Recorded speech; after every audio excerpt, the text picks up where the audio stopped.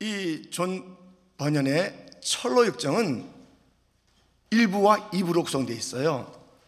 1부는 모두에게 잘 알려진 채로, 그렇지만 성경 다음에 베스트셀러라는 이 철로 역정이 성경도 잘 안 읽히듯이 철로 역정도 잘 안 읽어요.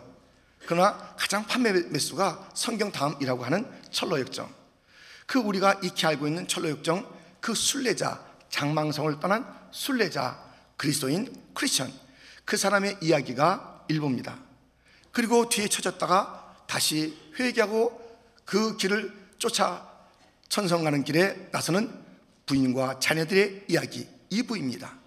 지금 우리는 이 사순절인 1부 이야기를 쭉 해나가고 있는 것이에요. 그래서 십자가 앞에서 죄의 짐이 풀어지는 그 장면을 보면서 지난 토요일은 전체 흐름을 좀 이해하셔야 될 것 같아서 2부 이야기를 잠깐 보여드린 것이에요. 말씀드린 것이에요. 그 가족들의 이야기, 그래서 아브라함과 후손들의 이야기를 말씀드린 적이 이제 기억나실 것입니다. 이번 주에 소주제는 십자가에서 아름다운 집까지라는 그러한 주제를 가지고 함께 말씀을 나누고 또 필요한 영상들을 볼 것인데요, 이 십자가에서 죄의 짐이 풀어지고 난 다음에 이 크리스천, 순례자죠, 뭐 제가 이름을 섞어서 이제 말씀을 드리겠습니다만은, 그 사람이 아주 광명한 빛나는 새 천사를 만나게 돼요. 그리고 그 천사들이 한마디씩 하게 돼요. 마치 성삼위께서 말씀하는 그 내용 같은 것을 얘기하는 것을 여러분 짧은 영상 속에서 함께 보시죠.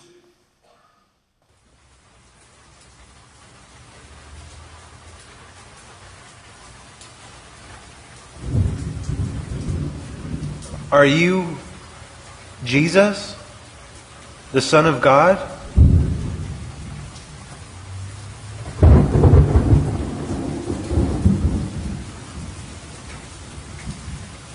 Are you here to die for the sins of the world?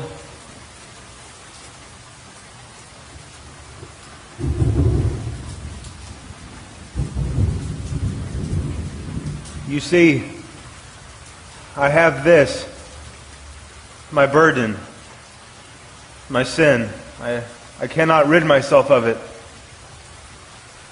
Will you be kind enough to bear it for me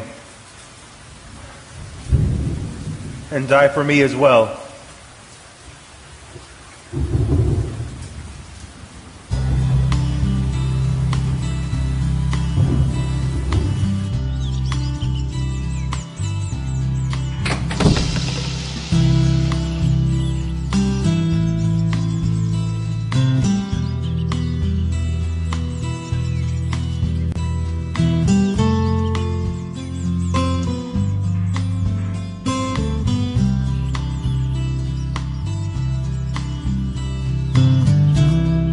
Your sins have been forgiven.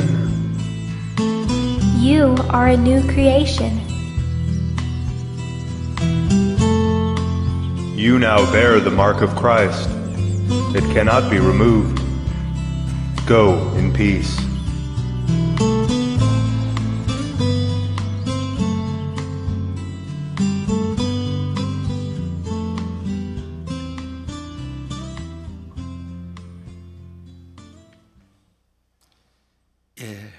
이렇게 죄의 짐이 벗겨진 이 크리스천에게 새 마디의 말이 주어집니다.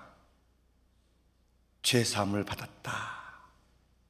또 새로워졌다.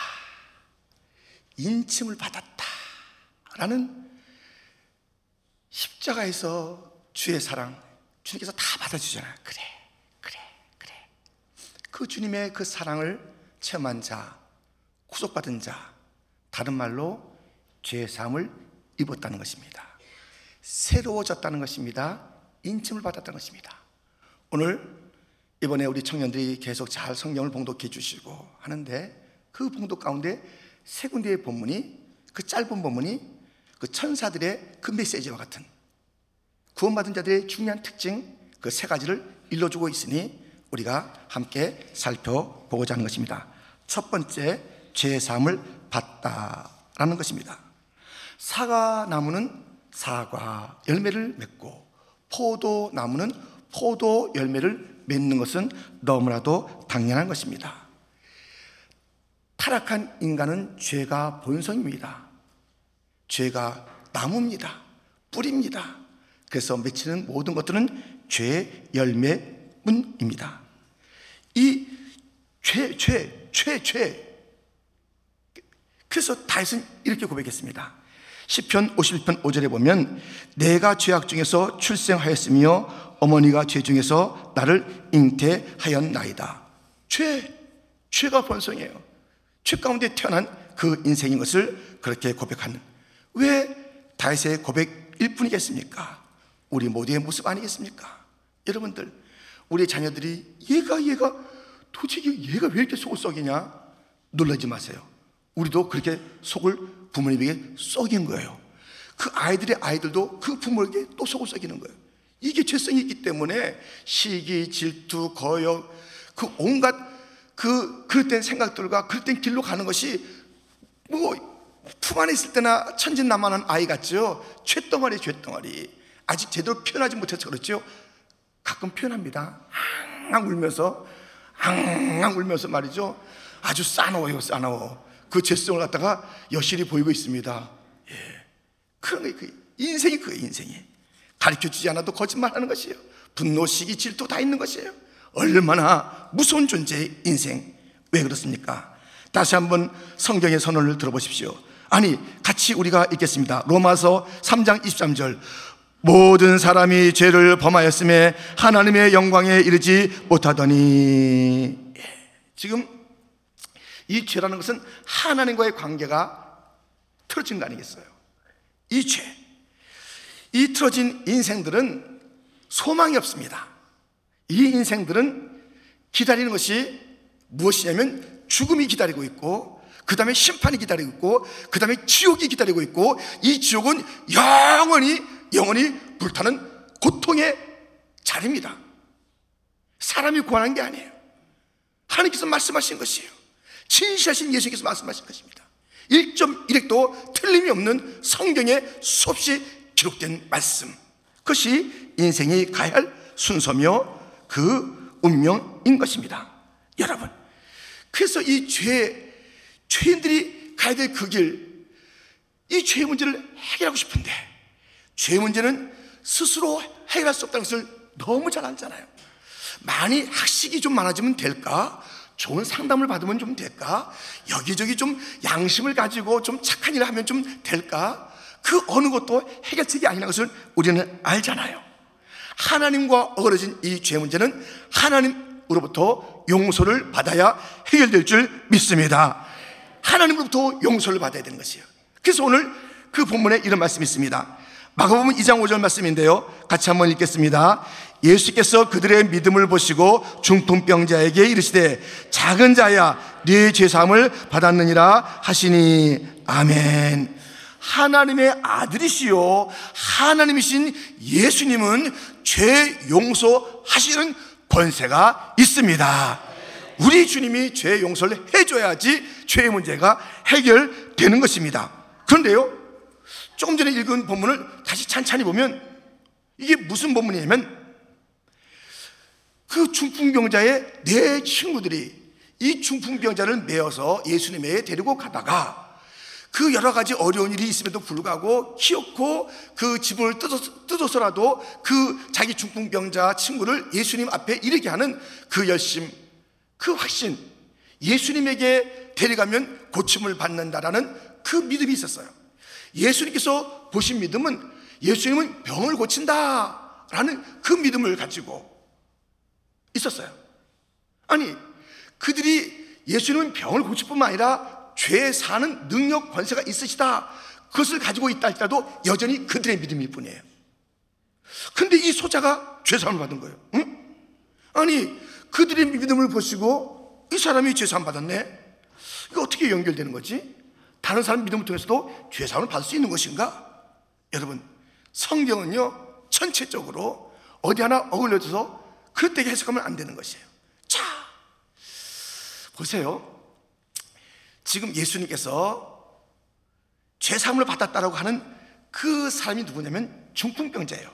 근데 작은 자야, 소자야, 그렇게 부르세요.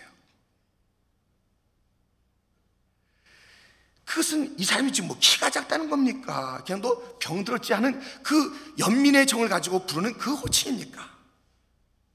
이거 작은 자야. 그 속에 여러분들, 지금 그 당시의 사람들은 병이 들면 자기가 죄를 져서 병이 든 줄 알아요. 그래서 병과 죄를 이제 연결시켜서 병들을 써면 다 죄의식이네, 죄의식이.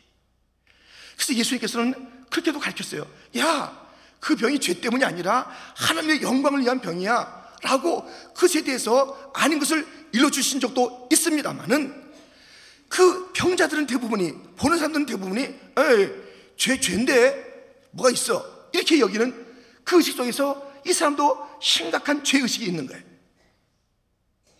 근데 그 죄의식 속에서 참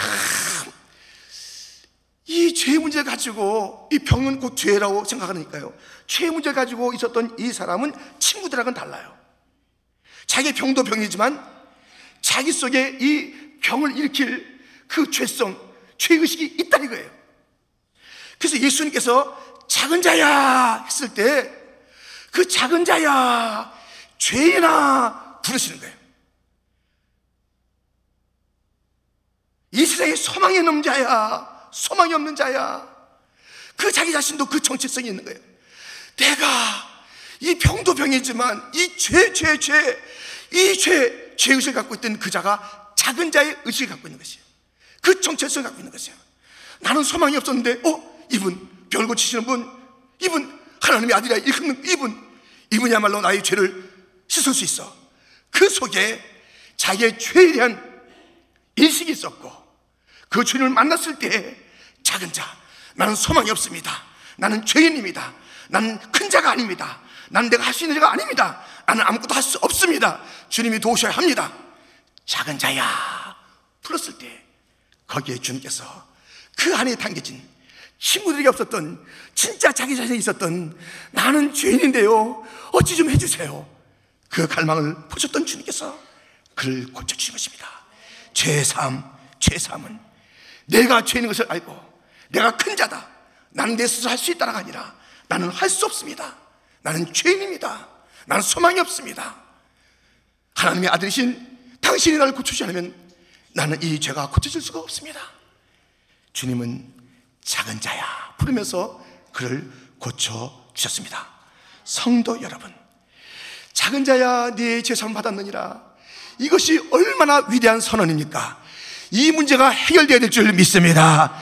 죄사함의 문제가 해결되어야 되는 거예요. 여러분들, 만약에 죄사함의 문제, 내가 회개하고 자복하며 내가 죄인 것을 깨닫고 주님의 그 죄사함의 은총을 입었다면 그 삶은 분명히 특징이 있어요.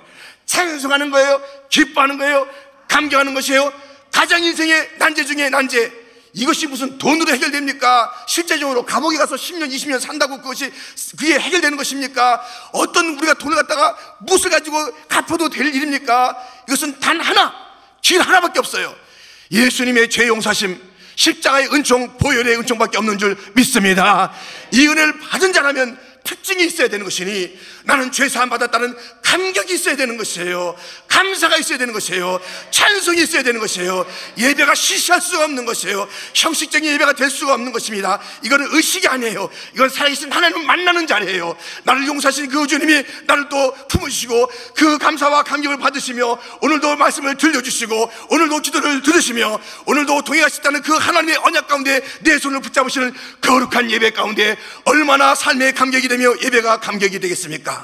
얼마나 걸음걸음마다 얼마나 기쁨이 넘치겠습니까? 아직 죄사함의 문제 해결 안 됐다면 이것이 해결돼야 돼요. 이것이요. 교만한 자에겐 죄사함이 없습니다. 자기 의를 가진 자에겐 죄사함이 없습니다. 작은 자, 죄인, 죄 용서가 아니면 안 된다라는 그런 겸비한 마음 품고 회개의 마음 품고 주여 나를 용서하여 주옵소서. 우리 주 예수님은 죄를 담당하시기 위해서 오신 주님이십니다. 담당하셨습니다. 믿으면 됩니다. 믿으면 됩니다. 죄사함, 이것이 가장 중요한 크리스천의 특징인 것입니다. 죄사함. 소자야, 네 죄가 사하여 졌느니라. 성도가 받은 두 번째 축복, 또 크리스천의 두 번째 특징은 무엇입니까? 아름다운 새 옷을 입는다는 것입니다. 아름다운 새 옷을 입는 것이에요. 여러분들, 이 옷을 입고 부끄러워한 적이 있습니까? 어떤 옷을 입고 뭐 남내서, 뭐 이것은 뭐 기어서, 뭐 등등의 이유가 있어서 옷을 입고도 이렇게 할 때가 있었죠. 저도 이 부끄러운 옷을 입었을 때가 있습니다. 중학교 때입니다. 처음 이 중학교 들어가서 첫 몇 번의 그 체육 시간이었어요. 그때 이 체육복이 필요한데 이 체육복을 갖다가 이제 온전히 그때 다 살 수가 없었던 것 같아요. 그래서 이 쇠타는 있었는데 이 바지가 없네요. 바지가, 체육복 바지가. 그렇다고 해서 시커먼 교복을 입고 나갈 수가 없는데 하얀 바지를 입어야 되는데요. 그러나 하나의 길이 있었어요. 그 당시에 그 아버지나 누님들이 다 그 생각을 했던 것 같아요. 뭐냐면 누나들이 많으니까 누나 체육복 입으면 된다는 거예요. 지금은 다 고무줄에서 남자 여자 구분이 없는데 그 당시에는 자크를 통해서 알 수 있어요. 이 여자들은 이 자크가 옆으로 난 거예요. 옆으로 난 이 체육복을 입고 나가니까 딴 거 공부할 때는 모르겠는데, 공부할 때는 교복 입잖아요. 체육 시간인데 이거는 다 같이 국민체조 시작! 헛둘하는데 이게 올라가는 거예요. 이게 자크가, 옆에 자크가. 그건 아주 어색하게 하는 거예요. 뛸 때도 이렇게 뛰는 거예요. 이렇게. 이렇게 이거 잘 안 올라가요. 이거 감추려고. 이제 몇 번 지나다가 드디어 사줬는데요. 그다음부터는 뭐 당당하게 여기 남자 옷 입고 당당하게 다니는 거예요. 그때는 여러분 맞는 옷 입으세요. 맞는 옷 입으셔야 될 줄 믿습니다. 우리가 이 죄사함을 받았다는 것은 더러운 옷을 버리는 것이며 아름다운 새 옷을 입는 것이라고 오늘 보면 스가랴 3장 4절이 말씀하고 있으니 한번 크게 읽으시기 바랍니다. 시작.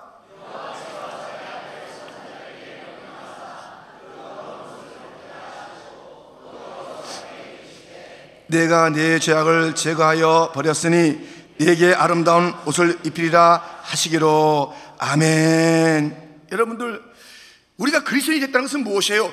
더러운 옷을 싹 벗어버리고. 거기다 또 껴있는 분 있어요? 그냥 그런 분들 좀 있을 수 있겠네요. 란닝거 들은데 또 있고. 벗어야지요.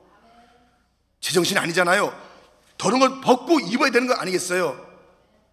이 새 옷을 입었다, 아름다운 옷을 입었다 그러면요, 이게요 영향을 끼칩니다. 여러분들 깨끗한 옷을 입으면요 사람이 갑자기 고상해지는 거예요. 걸음걸이가 고상해져요. 이렇게 새 옷을 입고요, 되게 그 옷에 그 맞추느라고 아주 풍기는 게 좀 달라져요. 하얀 옷 입으면요 말도 하얗게 해요. 안녕, 고맙다. 아주 말이 하얘져요. 하얀 옷 입고. 그리고 막 먹을 때도요 조심조심해요. 이게 안 되잖아요. 안 되잖아요. 정말 저도 고등학교 때 그 교복이 여름에는 하복이 하얀색인데, 근데 그때 여학생들 만나러 여학생 만나러 아니라 교회를 가게 돼 있는데, 다른 교회 가게 돼 있는데, 이거 학교 앞에서 이 떡볶이 먹다 이 떡볶이 국물을 흘려가지고 대책이 없어, 대책이. 여러분들, 교회는 주님 만나러 가는 것이지 아닙니다. 근데요, 그 옷을, 그 아름다운 옷을 입은 거 어떻게 하냐면 그 사람이 행동이 달라지고요, 말이 달라지고요, 생각이 달라지는 거 보면 깨끗한 옷을 입었다, 깨끗한 말을 해요. 아름다운 말을 해요.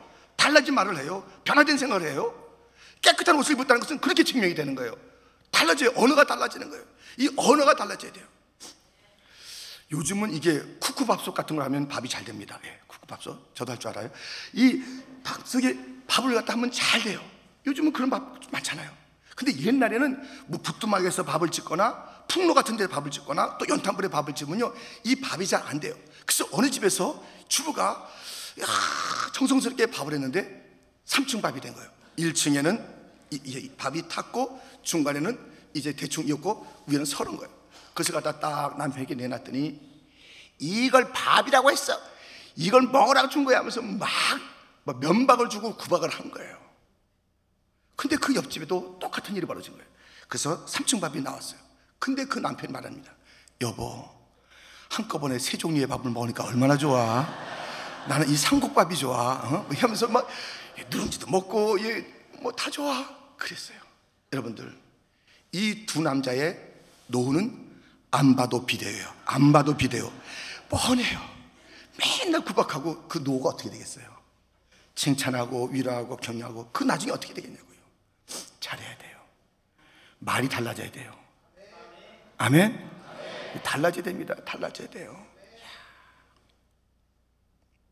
어떤 사람 식당 가서 밥을 먹다가 돌을 씹었어요. 매니저 오라고 그래, 주인좀 오라고 그래, 내 이빨 지금 이를 막 얘기해요. 그런 사람이 있는가 하면요, 돌 딱 씹어서 막 좋은데 아이고 어떡하면 좋지 하는데, 아이고 돌보다 그래도 쌀이 많네요 하면서 그래도 다 위로하니까요, 그 사람은 그래도 또 나중에 또 고등어가 나오고 막 그럽니다. 여러분들, 말 잘하세요. 말 잘합시다. 아름다운 옷을 입었기 때문에 아름다운 언어로 바뀌어야 되고, 더러운 말을 그쳐야 되고, 부정적인 말을 그쳐야 되고, 불순종하는 태도를 그쳐야 되고, 순종의 사람이 돼야 되고, 할렐루야. 다 달라져야 돼요. 다 달라요. 더러운 것. 여러분 보세요. 욥기 14장 4절 말씀입니다. 누가 깨끗한 것을 더러운 것 가운데에서 낼 수 있으리까? 하나도 없나이다. 더러운 것을 입으면 모든 게 다 더럽다는 것이에요. 모든 게 다 더럽다는 것이에요. 우리가 죄의 옷을 입고 있고 더러운 옷을 입고 있으면 모든 게 다 더러운 거예요. 포장은 하지, 살짝 포장은 하죠. 다 더러워. 하나도 깨끗한 게 없어요. 깨끗한 옷을 입고 의의 옷을 입고, 할렐루야, 정결한 삶을 살아가고, 정결한 말을 하고, 소망의 말을 하고, 믿음의 말을 하고, 된다고 말하고 안 된다는 말을 다 집어치고, 달라져요. 생각 자체가 깨끗하고 거룩한 비전이 있고, 사람이 이 하늘의 비전을 가지고 살아야 돼. 그런 비전도 없이 막 살아가고 그냥 함부로 살아가는 더러운 옷 입고 여기저기 뒹구는 인생 되지 말고, 당당한 인생, 새 옷을 입은 인생으로 멋지게 살아가는 멋진 인생, 하나님의 사람들 다 되시를 주님의 이름으로 축원드립니다. 이 성도의 세 번째 특징, 세 번째 축복은 무엇입니까? 인침을 받았다는 것입니다. 인침을 받았다는 것은 내 소유다. 땅. 내가 책임진다. 땅. 그것입니다. 본문 에베소서 1장 13절 말씀입니다. 우리 한번 같이 읽겠습니다. 그 안에서 너희도 진리의 말씀 곧 너희의 구원의 복음을 듣고 그 안에서 또한 믿어 약속의 성령으로 인치심을 받았으니. 아멘. 우리가 예수님을 믿는다는 것은 무엇입니까? 죄의 사함을 받았다는 것입니다. 깨끗해진다는 것입니다. 인침을 받는 인침을, 성령의 인침을 딱 하고 받는다는 것이에요. 이 도장이 여기서는 이렇게 이제 사인하지만요, 뭐 다 아시지만 우리가 한국에 있을 때는 도장이에요. 도장. 이 도장이요, 여러 도장이 있어요. 저도 도장이 있는데요, 다른 건 다 헛것이에요. 이 도장이요, 목도장도 있습니다. 뿔도장도 있습니다. 조금 여유가 있는 사람은 상하도장, 진짜 상한지 모르지만 상하도장 같은 걸 만들어 가지고 이제 다니는데요, 진짜 중요한 것은 인감도장이에요. 딴 건 다 헛거예요. 아무리 갖다 찍어봐요, 뭐 그것이 그냥 대충 쓰일 때가 있습니다만은, 진짜 중요한 거래를 할 때거나 무슨 중요한 그런 그 일들을 인출하고 뭐 할 때는 반드시 인감이 필요해요. 그래서 인감은 꼭 대조를 해요. 그래서 진짜인가 아닌가 딱 대조해가지고 이게 맞다 그러면 그때 그게 쓰임 받는 거예요. 이 세상에는요, 여러 사람들마다 다 도장이 찍혀 있어요. 띵이 세상이 내 것이다, 마이가 내 것이다, 띵띵띵띵 땅땅땅땅 다 쳐져 있어요. 진짜는 뭐냐? 성령의 인침받은, 성령의 인침을 받아야 될 줄 믿습니다. 뿔도장도 소용없어, 상하도장도 소용없어요, 목도장도 소용없어요. 목도장이다 할지라도 인감도장이면 되는 거예요. 인감도장이면 되는 거예요. 우리가 아무리 약해도 성령의 인침 받으면 그게 진짜인 줄 믿습니다. 성령의 인침을 받아야 돼요. 성령의 인침, 성령의 인감 딱 그래가지고 이게 어디 가나 이 쓰임 받는 거예요. 이것이 능력이 있는 것이에요. 이것이 통용되는 것이에요. 이것이 권세가 있는 줄 믿습니다. 이것은 하나님께서 책임지는 거예요. 끝까지 책임지는 거예요. 이걸 했다가 지우는 게 아니에요. 파는 게 아니에요. 없애는 게 아니에요. 한번 성령의 인심을 받았으면 끝까지 간다. 영화도 그런 게 있습니다. 끝까지 간다. 그 나쁜 곳에서 막 끝까지 원수갑니다. 그런 내용을 갖고 있습니다만은, 끝까지 가는데 선한 것, 좋은 것, 놀라운 것으로, 축복으로 끝까지 가게 될 줄 믿습니다. 끝까지 간다. 할렐루야. 포기하지 마세요. 주님은 이를 친 것은 끝까지 내가 책임진다는 것이에요. 우리가 막 왔다 갔다 하지 마세요. 흔들리지 마세요. 한번 딱 도전받았으면 끝까지 가는 거예요. 성령의 도전받았으면 성령의 열매를 맺어야 합니다. 성령의 능력을 나타내야 됩니다. 불 같은 삶을 살아야 됩니다. 바람 같은 삶을 살아야 됩니다. 흐르는 생수와 같은 삶을 살아야 됩니다. 주여, 내게 성령으로 인쳐싸우니 성령의 확실한 증거를 보여주옵소서. 보여주어야 됩니다. 불 같은 사람이 되어야 될 줄 믿습니다. 뜨거운 사람이 되어야 될 줄 믿습니다. 감격의 사람이 되어야 될, 성령 받은 사람들은요, 말이 달리, 말에서 막 불 같은 게 나오는 거예요. 확 불이 나오는 것이에요. 진짜 불이 나오지 않습니다. 자력하면 불이 나오지만 이 성령의 사람들이 자력하잖아요. 서울 같은 데 가면 우리 가면 거기서 팍 불 나오는데요, 이런 불이 아니라 진짜 불, 놀라운 불. 할렐루야. 이 불이나 불, 말하는 게 막 불이나 불 나오는 거예요. 놀라요. 성령으로 인침받았는데 그 인생이 달라져야 되는 거 아니겠어요? 주님의 소유잖아요. 주님의 소유, 내 소유라는 것이에요. 그럼 그 값을 해야 되는 거예요. 그 주인의 그 모습을 보여줘야 되는 것이에요. 자랑하고 싶은 거예요. 이거 내가 인친 거 맞는데 이거 내 거야, 이거 내 작품이야. 이 온 땅이 자랑하고 싶은 거 아니겠어요? 근데 우리 주님은 다 인쳤으면 그것을 자랑하고 싶은 하나님의 걸작품이라고요.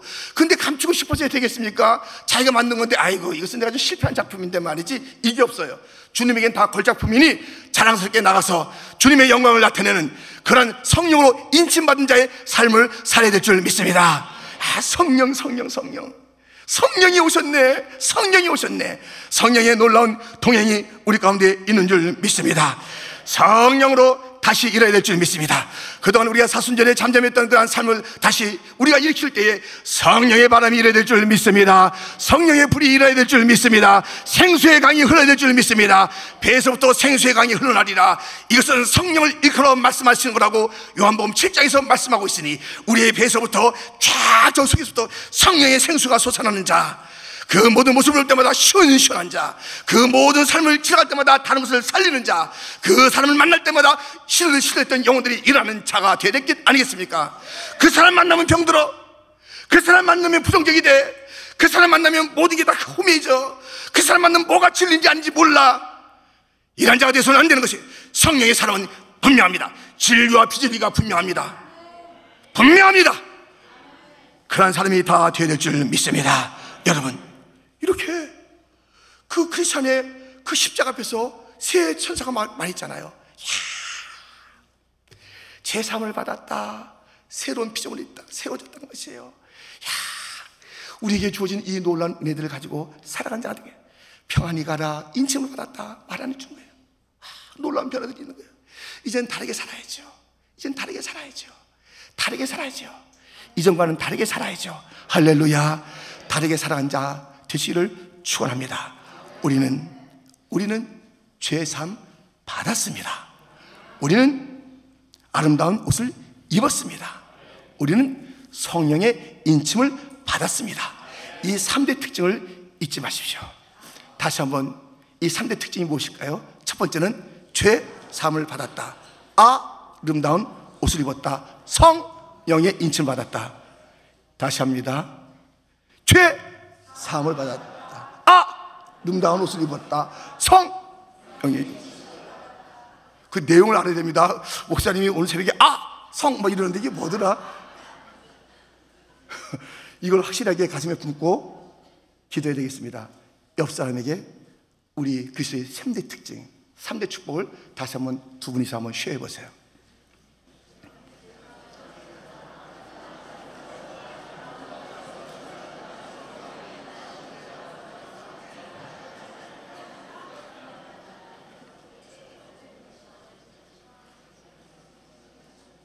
죄, 성,